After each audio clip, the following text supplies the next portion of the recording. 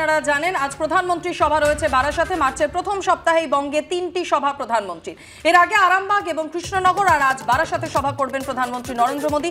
ইতিমধ্যেই সেই সভার প্রস্তুতি একেবারে তুঙ্গে। কড়া নিরাপত্তা বেষ্টনীতে মুড়ে ফেলা হয়েছে গোটা সভাস্থল। অন্যদিকে আজ বারাসাতে নিয়ে আসা হচ্ছে সন্দেশখালীর মহিলাদের। আপনারা জানেন গত 2 মাস ধরে উত্তপ্ত সন্দেশখালী, সেখানে স্থানীয় মহিলারা শেখ শাহজাহান বাহিনীর নৃশংস নির্যাতনের ক্ষোভে একেবারে ফুঁসছিল। দফায় দফায় তারা বিক্ষোভ দেখিয়েছেন, তারা অভিযোগ জানিয়েছেন। সেই সমস্ত অভিযোগ নিয়ে আজ তারা প্রধানমন্ত্রীর সঙ্গে দেখা করবেন। এই সমস্ত বিষয় নিয়ে বিস্তারিত জানতে সরাসরি কথা বলে নেব। আমাদের সঙ্গে রয়েছেন আমাদের দুই প্রতিনিধি সমীরণ পাল এবং শিবাশিস মৌলিক। আমি শুরুতেই সভাস্থলে শিবাশিসের কাছে চলে যাব। শিবাশিস, প্রধানমন্ত্রীর সভা রয়েছে আজ বারাসাতে, এই মুহূর্তে কি ধরনের প্রস্তুতি চোখে পড়ছে? দেখো, এই মুহূর্তে আমি দাঁড়িয়ে রয়েছি বারাসাতের কাছারি ময়দানে, এবং সেই বারাসাতের কাছারি ময়দানের ছবিটা আমার ক্যামেরা প্রতিনিধি সুবীর রায়কে দেখাতে বলবো। বিভিন্ন রাজ্যের বিভিন্ন প্রান্ত থেকে কিন্তু মহিলারা আসছেন, কারণ তারা আজকে সরাসরি এই কাছারি ময়দানে প্রধানমন্ত্রী নরেন্দ্র মোদীর বার্তা নিতে চান। আরামবাগ কৃষ্ণনগরে এর আগে সভা করেছেন নরেন্দ্র মোদী, কিন্তু সেই আরামবাগ কৃষ্ণনগরের থেকে কিছুটা হলেও আজকের বারাসাতের সভা কিন্তু আলাদা। কারণ আরামবাগ ও কৃষ্ণনগরে একেবারে লোকসভা ভোটের আগে প্রাক নির্বাচনী জনসভা করেছিলেন নরেন্দ্র মোদী। আজকের যে অনুষ্ঠান বারাসাতের কাছারি ময়দানে হচ্ছে, তা মহিলা মোর্চার 3 দিনের কার্যক্রম শক্তি বন্দন অনুষ্ঠান। তার সমাপ্তি অনুষ্ঠানে বক্তব্য রাখবেন প্রধানমন্ত্রী নরেন্দ্র মোদী, এবং মঞ্চ থেকে এই যে দর্শক আসনের যে মহিলারা, তাতে কিন্তু বোঝা যাচ্ছে সামান্য হলেও আলাদা। কারণ সারা দেশের মহিলাদের আজ বার্তা দেবেন প্রধানমন্ত্রী এই বারাসাতের কাছারি ময়দান থেকে, এবং সারা দেশে 4100 এলইডি স্ক্রিনে বিভিন্ন মণ্ডলে এই যে বক্তব্য প্রধানমন্ত্রীর, তার সরাসরি সম্প্রচারের উদ্যোগ নিয়েছে বিজেপি মহিলা মোর্চা। নিরাপত্তার যে ছবি দেখা যাচ্ছে, তাতে জেলা প্রশাসনের তরফে, রাজ্য প্রশাসনের তরফে এবং প্রধানমন্ত্রী নিজস্ব যে নিরাপত্তা বলয় রয়েছে, তারা কিন্তু নিজ নিজ ক্ষেত্রে খতিয়ে দেখছেন কোথাও যেন কোনো খামতি না থেকে যায়। এবং যে প্রসঙ্গ শুরুতেই উঠে আসছে সন্দেশখালী প্রসঙ্গ, এর আগে আরামবাগ কৃষ্ণনগরের বক্তব্যে প্রধানমন্ত্রী কিন্তু সন্দেশখালী প্রসঙ্গ তুলে ধরেছেন। কিন্তু উত্তর 24 পরগনা জেলা, যে জেলায় আমরা দাঁড়িয়ে রয়েছি, উত্তর 24 পরগনা জেলার মাটিতে প্রধানমন্ত্রী যখন বক্তব্য রাখতে আসছেন, তার বক্তব্যে সন্দেশখালী প্রসঙ্গ কতটা উঠে আসে, এবং যদি তা একেবারেই তাই। এবং আগের দুটো সভায় বারবারই একেবারে সন্দেশখালী প্রসঙ্গ উল্লেখ করেছিলেন, নিন্দার ঝড় বয়ে গিয়েছিল প্রধানমন্ত্রীর গলায়। আর এবার আপনাদের নিয়ে যাব ইতিমধ্যেই সন্দেশখালীর সেই মহিলারা। আজকে তারা বারাসাতের সভায় এসে দেখা করবেন প্রধানমন্ত্রীর সঙ্গে। সমীরণ পাল আমাদের সঙ্গে রয়েছেন। সমীরণ, কারা আসছেন, মানে যারা আসছেন, কি তাদের বক্তব্য, কি বলবেন প্রধানমন্ত্রীর সঙ্গে সাক্ষাৎ হলে?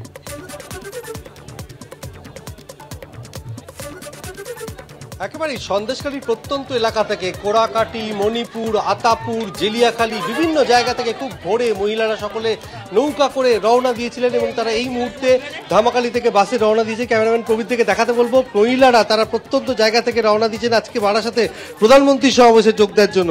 আজকে আপনারা প্রধানমন্ত্রীর সমাবেশে যাচ্ছেন, কি বলবেন? আমরা বলবো শাহজাহান গ্রেপ্তার হচ্ছে, তাও আমাদের শান্তি নেই।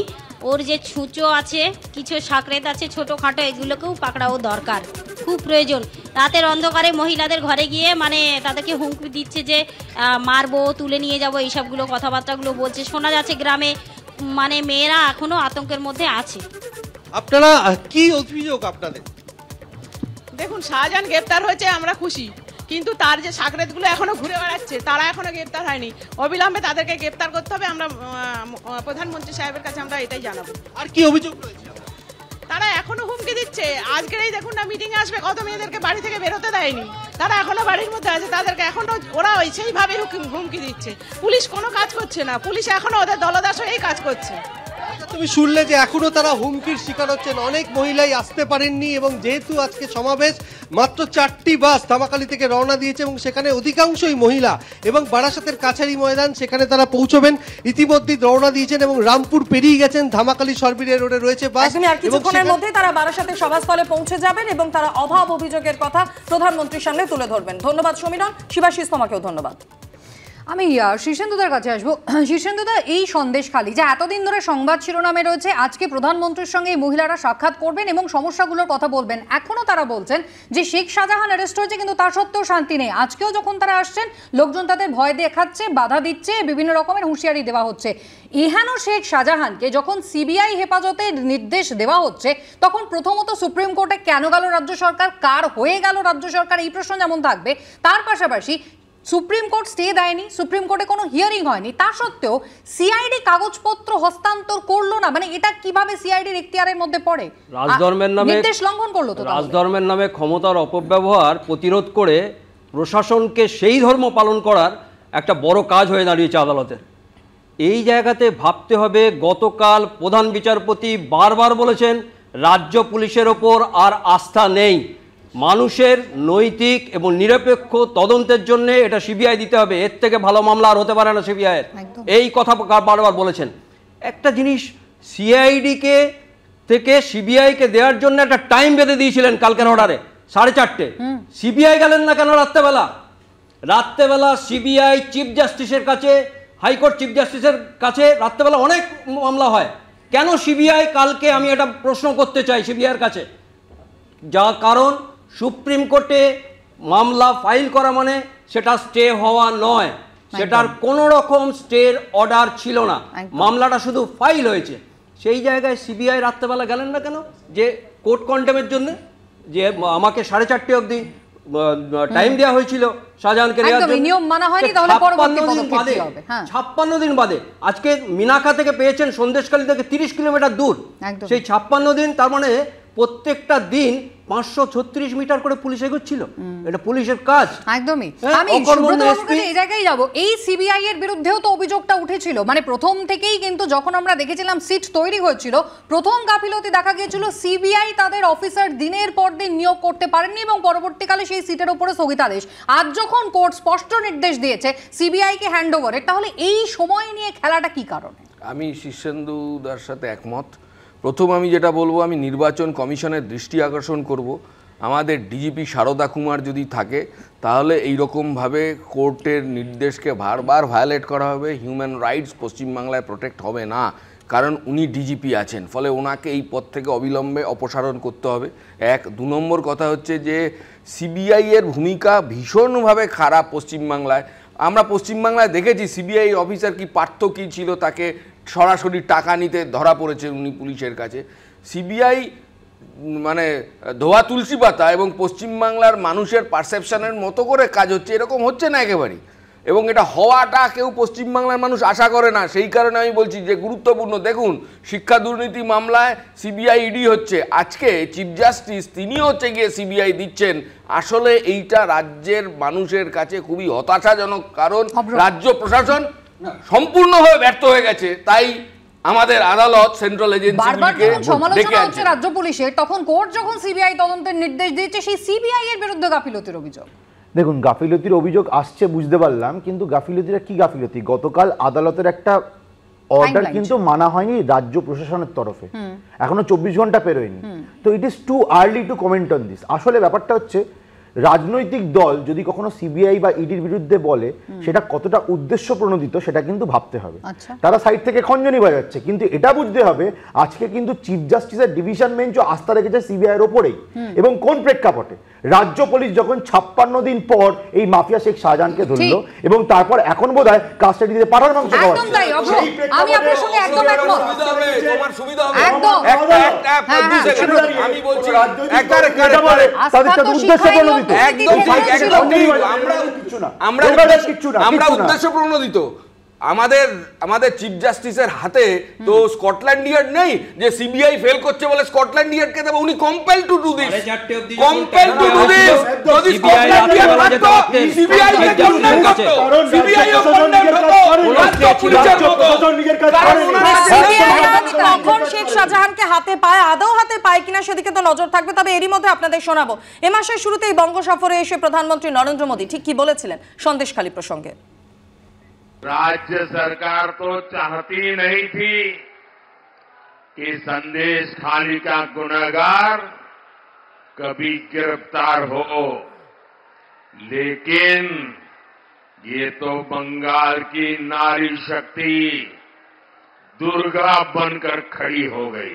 टीएमसी ने मां, माटी और मानुष का नारा लगाकर यहां की माताओं बहनों का वोट लिया, लेकिन आज मां, माटी और मानुष सभी टीएमसी के कुशासन में रो रहे हैं। संदेश खाली की बहनें इंसाफ की गुहार लगाती रही, लेकिन टीएमसी सरकार ने उनकी एक नहीं सुनी। অভ্র বিজেপির হাতে এই মুহূর্তে সবথেকে বড় ইস্যু হচ্ছে সন্দেশখালী। কোনোভাবে তারা হাতছাড়া করতে চাইছেন না। একেবারে প্রধানমন্ত্রী বারে বারে আসছেন, সন্দেশখালীকে ইস্যু করছেন। সেখানে যখন কোর্ট নির্দেশ দিচ্ছে সিবিআইকে তদন্তভার গ্রহণে, সেখানে সিবিআই এর এই দোলাচল কেন? আর আপনি ভরসার কথা বলছিলেন, অতীতে সত্যিই তো আদালত ভরসা রেখেছিল, কিন্তু তারপরও শিক্ষায় নিয়োগ দুর্নীতিতে বারবার এজেন্সিকে ভর্ৎসিত হতে হয়েছে শুধুমাত্র সঠিকভাবে কাজ করতে না পারার, এমনটাই অভিযোগ ছিল তাদের বিরুদ্ধে। দিদি, যেই মামলাটা সিবিআইকে হস্তান্তর করার কথা হয়েছে সেটা কি মামলা? ইডির ওপর আক্রমণ করার মামলা। এটা কিন্তু ভুলে গেলে চলবে না। রাজ্য প্রশাসন তথা রাজ্য পুলিশের তরফে 43টা এফআইআর পেন্ডিং থাকা সত্ত্বেও এবং 700-র উপরে অভিযোগ পড়া সত্ত্বেও এই মাফিয়া শেখ শাহজাহানের বিরুদ্ধে কিন্তু নারী নির্যাতন বা গ্যাংরেপের ধারা আনা হয়নি। এই ধারাগুলো আনার জুরিসডিকশন ছিল রাজ্য পুলিশের, সেটা তারা করেনি। এটা কিন্তু মনে রাখতে হবে। এবং সেখানে দাঁড়িয়ে এই তৃণমূল কংগ্রেস আছে একটা নারী বিদ্বেষী দলে কিন্তু পরিণত হয়ে গেছে। একজন মাফিয়া যার বিরুদ্ধে সন্দেশখালীর মা বোনেরা অভিযোগ করেছে, তৃণমূল পার্টি অফিসে তুলে নিয়ে গিয়ে রাতের পর রাত তাদেরকে ধর্ষণ করা হতো, নির্যাতন করা হতো। তারকে সেভ করার জন্য তৃণমূল কতটা নিচে নামছে ভাবুন। তার কাস্টাডি নিতে এত হেজিটেশন কিসের? তাহলে সিবিআই দিলই না, মহামান্য আদালতের অর্ডারটা না মেনে কাস্টডি তো দিলই না, আবার রাজ্যের রাজস্বের টাকা খরচা করে অভিষেক মানু সিংভিকে অ্যাপয়েন্ট করে সুপ্রিম কোর্টে রাজ্য রেন্টটা দেখাচ্ছেন। আর আমি যদি এজেন্সি রেন্টটা জানতে চাই, আপনি তো রাজ্যের রেন্টটা দেখাচ্ছেন। রাজ্যের কি কি ফলস জায়গা সেগুলো তো আমরা জানি, কিন্তু এজেন্সি রেন্ট সিবিআই এর কাছে মামলা সবে হস্তান্তর হয়েছে। এখনই না দাঁড়ান অ্যাকসেপ্ট করেনি। হ্যাঁ, এখনই যখন তাকে হ্যান্ডওভার করতে বলেছে সেখানে রাজ্য সরকারের অবস্থা দেখুন, গায়ে চিরবিরানি দেখুন, দৌড়াদৌড়ি চলে গেল। জরুরি ভিত্তিতে প্রধান বিচারপতির কাছে আবেদন জানাতে পারত তো এজেন্সি, সেই প্রভিশনও তো ছিল। সিবিআই কে কবে দেওয়া হয়েছিল সারদা? কত বছর আগে? গদাবাউটারি করবেন না, আপনি এই মামলা নিয়ে কথা বলুন। এই মামলা আপনি নারী নির্যাতন, আদিবাসীদের জমি হরপানো, এই জিনিসগুলোকে ছোট করবেন না। কেউ ছোট করছে না। দেবনারায়ণ বাবু, কিসের এত অহংকার, দম্ভ নাই সাজে, বরং থাকো মৌন হয়ে সংকোচ লাজে। আজকে প্রধানমন্ত্রী কোথা থেকে, মণিপুর থেকে মধ্যপ্রদেশ পর্যন্ত হাজার হাজার নারী নির্যাতন করেছে এই বিজেপির গুন্ডারা। একটা কথাও নেই। আমার কথা তোমার সঙ্গে যায়নি, এইটাই হলো অসভ্য, এইটাই অসভ্য। তুমি কথা বলো না আমার সঙ্গে, তোমার সঙ্গে আমি বলিনি, আমার সঙ্গে সমস্ত কথা নারী নির্যাতনে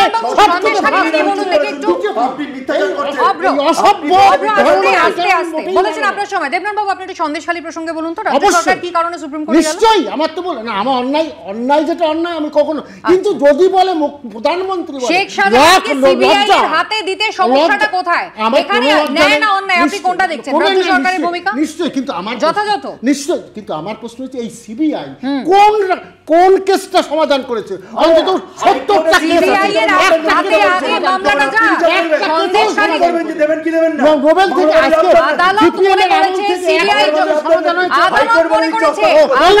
আমি তো বলিনি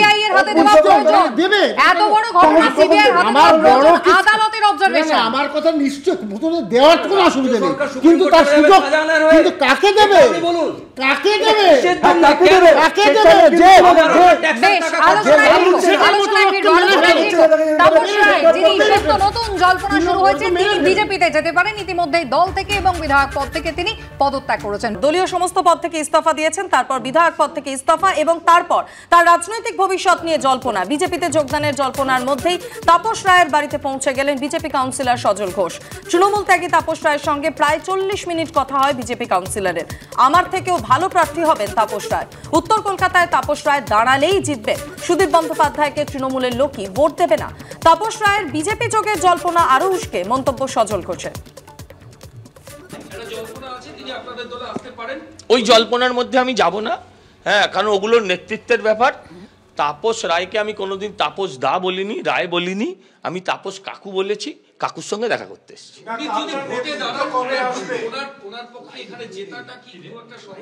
হ্যাঁ, আমি বলেছি দাঁড়ালেই জিতবে, যে দাঁড়াবে জিতবে, যে দাঁড়াবে জিতবে। সুদীপকে তৃণমূলের লোকেরাই ভোট দেবে না। কুণাল ঘোষ চা খেলে ভোট দেবে? আপনার মনে হয় চা খেয়েছে ভোট দেবে? চা খাওয়ার কোনো রাজনৈতিক মানেই নেই। এত গালাগাল দেওয়ার পর ভোট দেওয়া যায়? ওর বাড়ির লোক বারণ করবে, যে বলবে তুমি কি গো। আর এই বিষয়ে তৃণমূল সাংসদ সৌগত রায়ের কি প্রতিক্রিয়া দেখুন। দল সবই সামলে নেবে। দল তো একটা সমষ্টি, ব্যক্তি নয়। ব্যক্তি যখন থাকবে, যতক্ষণ থাকবে ঠিক আছে, চলে গেলে আর কি করবে? যাওয়াটাকে কি বলবো, দুর্ভাগ্যজনক। দেবনাথ দল সামলে নেবে সৌগত রায় বলছেন। আবার এই সৌগত রায় দুদিন আগে বলছিলেন যে উনি টিকিট পাবেন কিনা, যদি টিকিট পানও তিনি আবার জিততে পারবেন কিনা সংশয় প্রকাশ করছিলেন। এইভাবে 42-42 হবে? আমার প্রশ্ন হচ্ছে, অন্তরে যার মজুদ আছে ভাবের খোরাকি, ভাবের নাচন মরণ বাচন বুঝবি তোরা কি। সুকুমার রায়ের এটা না বলে ওনার মনেই ছিল বিজেপি, এই অভিনয়টা না করলেই হতো। আমি তাপসবাবুকে আমি বলছি ওনার মনেই ছিল বিজেপি। আপনি তিনবারের বিধায়ক প্রসঙ্গে মন্তব্যটা করলেন। না, আমি কি বলছি, তাপসবাবু যাবেন এই সুযোগটা নিয়েছেন, ভালো কথা। মানে অন্তরে যার মজুদ আছে ভাবের তৃণমূল কংগ্রেস বুঝবি তো। তৃণমূল কংগ্রেস এই সময়ে এই যে টাইমিংটার কথা আপনি বলছেন, এই সময় সুযোগটা নিতে দিল কেন? না দিল না, ও তো নেবে, ও যে কোনো প্রকারে নেবে। ইডি ঢুকে গেছে, কি করে নেবে সে বুদ্ধিটা বিজেপি খুলেছে, ওর সঙ্গে টাই আপ হয়েছে, চলে যাচ্ছে। তার মানে অভ্র অন্যান্য রাজ্যের ক্ষেত্রে যে অভিযোগগুলো ওঠে, সেই অজিত পাওয়ার থেকে শুরু করে সম্প্রতি অশোক চৌহান এবং অন্যান্যরা যে একেবারে এজেন্সির ভয় তারা দল বদল করেন, এক্ষেত্রে তাপস রায়ের বিরুদ্ধে এখন সেই অভিযোগ উঠছে। দেবনারায়ণ বাবু বললেন ঠিকই, কবিতার লাইন ফাইন কি সব বলে, কিন্তু দাঁড়ান না, আরে আপনি তো ছাড়েননি তৃণমূল, আপনি তো এখনো আছেন নর্দমাটা, ঠিক আছে, কিন্তু ব্যাপারটা হচ্ছে কোন সজ্জন ব্যক্তি আজকের প্রেক্ষাপটে তৃণমূল কংগ্রেসে থাকতে পারে না, সমর্থন করতে পারে না, কারণ তৃণমূল কংগ্রেস হয়েছে। এবং এই দলের এই তৃণমূল কংগ্রেসেরই ব্রাত্য বসু এবং কুণাল ঘোষ দুজনে তো গেছিলেন বোঝাতে, দুজনে তো গেছিলেন। তারপরে এই দেবনারায়ণ বাবুর কথা 2 পয়সার দাম থাকে। বিজেপি যে এইভাবে দরজাটা হাট করে খুলে দিচ্ছে, এরপরে যেটা শুরু হবে সেটা সামলানোর সম্ভব তো বিজেপির পক্ষে? দেখুন, তাপস রায় মহাশয় এখন আমাদের দলে আসেননি, তাই কে আসছেন না আসছেন, আদৌ আসবেন কিনা এই নিয়ে আমি মন্তব্য করতে পারবো না। শুভেন্দু অধিকারী, সুকান্ত মজুমদার, দিলীপ ঘোষ, তিনজনের মধ্যেই কিন্তু যথেষ্ট মিলমিশ নেই বলেই আমরা জানি। সেরকমটাই আমরা দেখতে পাই। এই জল্পনা আপনারা করতে পারেন, কিন্তু এটা জল্পনা, এর মধ্যে কোনো সত্যতা নেই। আমি একটা কথা বলি, প্রধানমন্ত্রী সভায় আমি আবার বলছি, মিডিয়া কিছু জল্পনা করতেই পারে ফর গসিপ মেটেরিয়াল, বাট এটা বাস্তব নয়। আমাদের দল ঐক্যবদ্ধ ছিল, আছে, থাকবে।